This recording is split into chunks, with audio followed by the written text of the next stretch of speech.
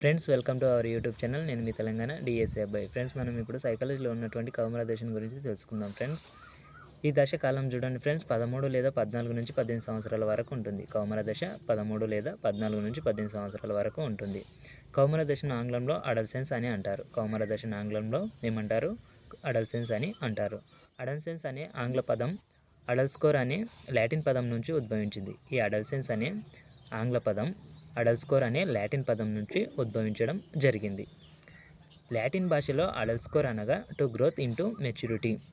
Latin భాషలో చూడండి friends, అడల్స్కోర్ అనగా టు గ్రోత్ ఇంటూ మెచ్యూరిటీ, పరిపక్వత చెందడం లేదా పరిపక్వ దశకు రావడం. పరిపక్వత చెందడం లేదా పరిపక్వ దశకు రావడం అని అర్థం. ఈ దశలోని వారినే అడల్సెంట్ అంటారు. ఈ దశలోని వారినే అడల్సెంట్ అని అంటారు.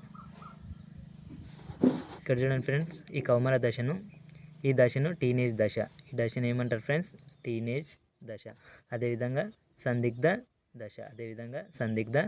దశ. నెక్స్ట్ చూడండి, ఒడిదుడుకులు ఎదుర్కొనే దశ.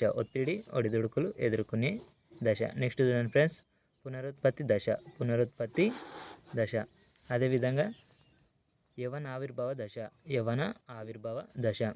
సమస్యలతో కూడినటువంటి దశ. కిషోరప్రాయ దశ. నెక్స్ట్ ఏంటి? కిషోరప్రాయ దశ. నెక్స్ట్ చూడండి, ఆత్మహత్యలు చేసుకునే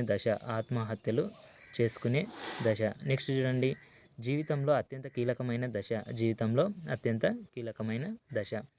గుర్తింపు కోరుకునే దశ. నెక్స్ట్ చూడండి, పగటి కలలు కనే దశ. భిన్న వర్గీయుల పట్ల ఆకర్షణ దశ అని అంటారు. వర్గీయుల పట్ల ఆకర్షణ దశ అని కూడా అంటారు.